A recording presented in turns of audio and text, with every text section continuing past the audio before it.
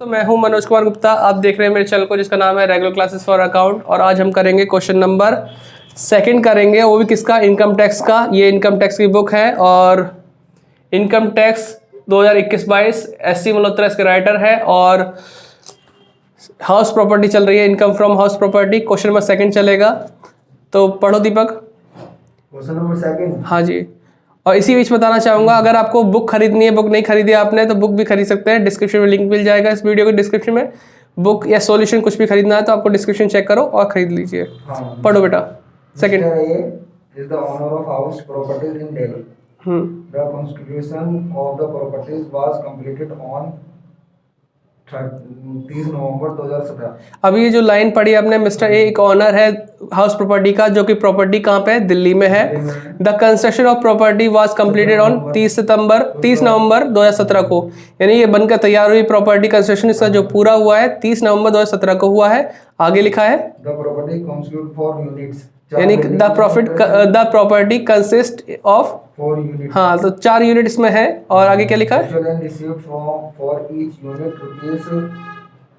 48,000 per annum. Actual rent हमें जो वास्तव में किराया मिला है हर यूनिट से कितना मिला है, 48,000। स्टैंडर्ड रेंट बोला है, standard rent of the properties under the Delhi rent control act in 2,20,000। ठीक है। Municipal valuation of the properties is 1,65,000। ठीक है। आगे rent of a similarly properties in a same localities. तो सिमिलर प्रॉपर्टी का जो सेम लोकेलिटी में रेंट कितना है, 2 लाख रुपए। हाँ जी। Municipal tax paid for the whole house कितना है, mister A according to previous year is 35,000। ठीक है। 35,000 रुपये क्या दे रखा है, म्यूनसिपल टैक्स पे कर रखा है। आगे 3 units are let out residential purpose and one of professional purpose के लिए, यानी कि रेजिडेंशियल को 3 यूनिट तो रहने के लिए यूज कर रहे हैं, एक प्रोफेशनल बंदा है जो प्रोफेशनल का काम कर रहा है अपने उसमें। Find out the annual values of the properties for the assessment year 2021-2022। तो एनुअल वैल्यू निकालना है असेसमेंट ईयर 2021-22 के लिए, और बस हम इसे सॉल्व करते हैं। तो बेटा पकड़ ले भाई, अभी गिरा था फोन। हाँ, तो बच्चों मैं इसमें बेसिक बताना चाहूँगा, जिन्होंने फर्स्ट वीडियो नहीं देखी हो सुन लें इसके बारे में। हमारा जब ये क्वेश्चन चलता है, एनुअल वैल्यू निकालते हैं, तो कुछ पॉइंट हमारे क्लियर होने चाहिए, जैसे कि म्युनिसिपल वैल्यू। उससे पहले बताना चाहूँगा इनकम फ्रॉम हाउस प्रॉपर्टी क्या होता है। अगर कोई हमारे पास मकान है, प्रॉपर्टी है, रहने वाली प्रॉपर्टी है, उससे हम कमाई कैसे करेंगे। अब प्रॉपर्टी में खुद रह रहे हैं तो उससे कोई कमाई तो होगी नहीं, जब तक उसे किराए पे नहीं दोगे तो आपको कोई भी इनकम नहीं होगी। अगर आपने किराए पे दे रखा है तो किराया जितना भी मिलेगा वो सब आपकी इनकम फ्रॉम हाउस प्रॉपर्टी में कैलकुलेट होगी। उसके लिए कुछ फैक्टर होते हैं, कुछ मेन पॉइंट होते हैं, जैसे कि म्युनिसिपल वैल्यू। म्युनिसिपल वैल्यू क्या होती है, हाउस प्रॉपर्टी की म्युनिसिपल वैल्यू वो होती है जो म्युनिसिपालिटी तय करती है उस मकान की कीमत सर्कल रेट के हिसाब से, कि भाई आपके म्युनिसिपल वैल्यू 2 लाख रुपए पर ईयर के हिसाब से होगी, क्योंकि ऐसी जगह मकान है जो कि हाई फाई लोकेशन में आता है, इस टाइप से मान लो। फिर आता है फेयर रेंट। क्या होता है फेयर रेंट, वो होता है उचित किराया जो आसपास की लोकेलिटी में चल रहा है। आप ऐसी जगह रह रहे हो जैसे राजनगर एक्सटेंशन में रह रहे हो तो वहाँ फेयर रेंट ज़्यादा होगा। किराए पे मकान भी ढूंढने जाओगे तो थोड़ा हाई फाई मिलता है, मतलब कुछ अलग से किराया मिलेगा, 15,000 20,000 जो आसपास की लोकेलिटी में चल रहा होगा। यहाँ की बात की जाए एम ब्लॉक की, यहाँ 5 से 6,000 में किराए पे मकान मिल जाता है, तो फेयर रेंट 5-6 हज़ार मान सकते हो, और साल भर का हमें कैलकुलेट करना पड़ता है। ये क्लियर हो गया। पहली चीज मिली हमें म्युनिसिपल वैल्यू, क्या होती है, जो म्युनिसिपालिटी तय करती है। दूसरी चीज होती है फेयर रेंट। फेयर रेंट जो आसपास की लोकेलिटी में चल रहा होता है। तीसरी चीज इसमें दे रखी नई चीज है स्टैंडर्ड रेंट। हाँ, इसमें दे रखा है इस क्वेश्चन में, क्वेश्चन खोल के देखो। स्टैंडर्ड रेंट, स्टैंडर्ड रेंट कब आता है, जब रेंट कंट्रोल एक्ट लागू होता हो।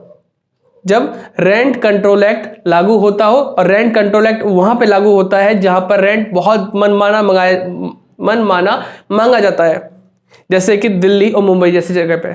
यहाँ पे अगर मकान आप ढूंढने जाओगे, कोई कहता है 10,000, कोई 15,000, कोई 20,000, कोई 25,000, कोई 30,000, कोई हद ही नहीं है, तो यहाँ पे रेंट कंट्रोल एक्ट लगा दिया कि आप इससे ज्यादा उम्मीद नहीं कर सकते। बात की बात यह है कि भाई क्या सेटिंग होती है ऑनर और टेनेंट में, भाई कितने में उसे लेना है, क्योंकि मजबूरी जब होती है तो ज्यादा पैसे भी देने को तैयार हो जाता है अगर अच्छी जगह मकान मिल रहा हो तो। ठीक है, तो रेंट कंट्रोल एक्ट ऐसी जगह होता है जहां पे स्टैंडर्ड रेंट सेट कर देते हैं कि इससे ज्यादा उम्मीद मत करना कि इससे कम में मकान मिल जाएंगे आपको। स्टैंडर्ड रेंट है, मतलब कोठी वाला रेंट आपको मिल रहा है।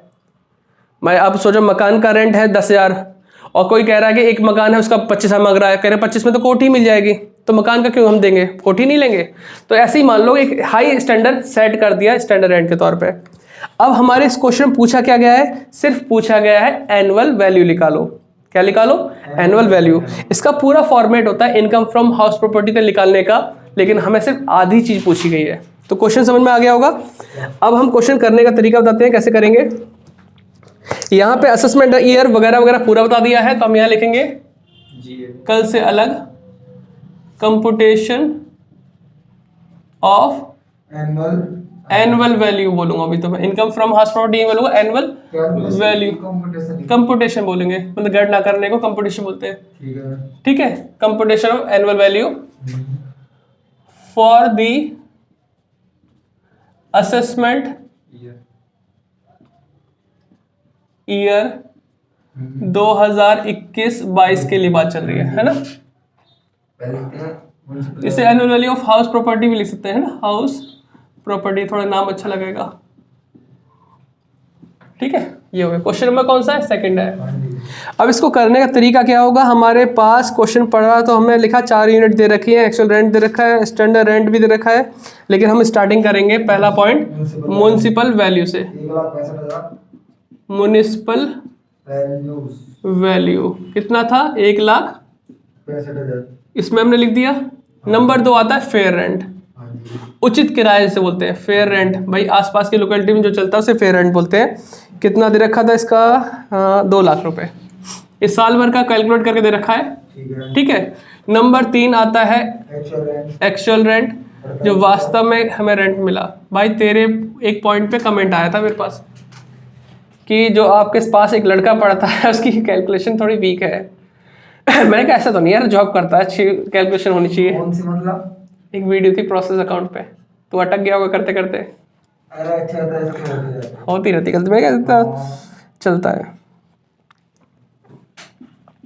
48,000। मैं क्या, मैंने क्वेश्चन तेरे से करवाए हैं कई बार, तो कई बार मुँह जवानी नोट कर देता था अच्छे से। कैलकुलेशन तो अच्छी है, ऐसी खराब तो है नहीं तेरी। अरे भैया इंसान गलतियां हो जाती हैं, कोई बात नहीं। तो ये 4 यूनिट थी ना, एक यूनिट पे 48,000 किराया मिलता है। 4 यूनिट, ऐसे मान लो एक बिल्डिंग में 4 फ्लोर है, एक फ्लोर का कितना हुआ 48, तो 4 का कितना होगा, मल्टीप्लाई करो। 50,000 इंटू 4 करता है तो 2 लाख आते। 2 यानी 8,000 कम कर दो, 1,92,000 आ गया। ठीक है। चौथा पॉइंट मैं अब लिखूंगा स्टैंडर्ड रेंट। कल वाले क्वेश्चन में स्टैंडर्ड रेंट नहीं था, आज वाले क्वेश्चन में है। कितना दे रखा है इसमें, 2,20,000। कितना है, 2 लाख। हाँ, अब इसकी भी कहानी है, थोड़ा ध्यान से सुनना कैसे कैसे करते हैं क्वेश्चन को। इस पे थोड़ा गैप देके हम लिखते हैं एक्सपेक्टेड रेंट। एक्सपेक्टेड रेंट क्या होता है, हम कहते हैं म्युनिसिपल वैल्यू और फेयर रेंट, इन दोनों में से जो भी ज्यादा होगा वो आपका एक्सपेक्टेड रेंट होगा। इन दोनों में से ज्यादा कौन सा लग रहा है आपको वैल्यू, वो 2 लाख। 2 लाख रुपए। Fair municipal value fair rent में जो भी ज्यादा है वो क्या है, 2 लाख रुपए ज्यादा है। ठीक है। फिर हमें स्टैंडर्ड रेंट को भी देखना होता है। ठीक है। इन दोनों में से जो भी ज्यादा हो, लेकिन इस अमाउंट से ज्यादा नहीं होना चाहिए। ठीक है, 1 सेकंड रुक जाओ मीनाक्षी, थोड़ा रुक ले यार वैसे। हाँ, चुप करा ले बेटे को। ठीक है। तो इसमें एक लाइन बोली जाती है कि आपका इन दोनों में से जो भी अमाउंट ज़्यादा हो वो इस अमाउंट से ज़्यादा नहीं होनी चाहिए। एक्सपेक्टेड तब निकलता है। ठीक है। तो हमारा इन दोनों में से ज़्यादा है 2 लाख, इससे तो कम है ना, तो ठीक है, हम 2 लाख लिख सकते हैं। ये क्या हो गया हमारा एक्सपेक्टेड रेंट। अगर सपोज करो, मैं थोड़ा यहाँ पे एग्जाम्पल के तौर पे इसे चेंज करूँगा। अरे यार ये कैसे करेगी, मैंने चुप करा ले, पढ़ा रहा हूँ तो बाहर आवाज आ रही है, थोड़ा सा कोशिश कर ले इससे थोड़ा चुप कराने की। मैं बेकार ले आया उस बच्चे को घर भी रखता। तो इन दोनों में से ज़्यादा कौन सा था हमारा, 2 लाख। ये तो हमने कर दिया। अगर यहाँ पे अमाउंट होती 2,40,000, बस जस्ट आपके एग्जाम्पल के तौर पर बता रहा हूँ। ठीक है। अगर हम इसकी जगह हम ये लिखते हैं 2,40,000, इन दोनों में से ज़्यादा कौन सी है, 2,40,000, लेकिन वो तो इससे ज़्यादा हो गया ना। फिर इस केस में हम 2,20,000 को क्या मानते हैं, एक्सपेक्टेड रेंट। फिर हम क्या लिखते हैं, 2,20,000 को यहाँ लिखते हैं। फिर हमारे उनकी वैल्यू खत्म हो जाती क्योंकि हमारा ये ज़्यादा उससे ओवर निकल गया ना, हाँ मोर देन हो गया। कहने का मतलब इनमें से कोई भी ज़्यादा हो लेकिन इस अमाउंट से ज़्यादा नहीं हो सकता। अगर ज़्यादा है तो इसी को ही हम क्या मानेंगे, एक्सपेक्टेड। समझ गए बात को? बस इसी को थोड़ा ध्यान रखना। अगर स्टैंडर्ड रेट गिवन है तो आप इसमें से कोई भी ज़्यादा हो लेकिन इस अमाउंट से ज़्यादा नहीं होना चाहिए, फिर इसी अमाउंट को हम यहाँ रख लेंगे अगर ज़्यादा होता तो। ठीक है, तो अभी हम यहाँ पे लिख दूंगा 1 और 2 विच एवर इज ग्रेटर या मोर, विच एवर मोर या ग्रेटर है तो जो भी ज़्यादा हो। नंबर 2 पे आता है एक्चुअल रेंट। एक्चुअल रेंट, भाई एक्चुअल रेंट कितना मिला वास्तव में जो मैं रिसीव हुआ? 1,92,000, इतना ही मिला ना। ठीक है, अब इन दोनों में से कंपेयर करो तो क्या आएगा, ग्रॉस एनुअल, हाँ जिसे ग्रॉस एनुअल वैल्यू बोलते हैं। भाई दोनों में से ज़्यादा कौन सा आ रहा है? 2 लाख। इनकम टैक्स की नज़र के हिसाब से 2 लाख रुपए आपका ग्रॉस एनुअल वैल्यू माना जाएगा। भले ही आपको 1,92,000 मिल रहा है लेकिन इस समय ये माना जाएगा। ठीक है, देख ले बेटा दीपक, ध्यान दे इस पे। इसमें से माइनस करते हैं हम less municipal tax. Municipal tax कितना आएगा भाई, देखना इसमें क्वेश्चन में दे रखा था 35,000 रुपये दिया। कितना दिया? 35। हाँ, तो 35,000 माइनस करेंगे। यहाँ पे हम 2 चीज माइनस करते हैं, एक तो करते हैं म्युनिसिपल टैक्स और एक होता है अनरियलाइज रेंट। ठीक है, अनरियलाइज रेंट, तो इससे 1,65,000 आ गया। यही हमारा एनुअल वैल्यू है।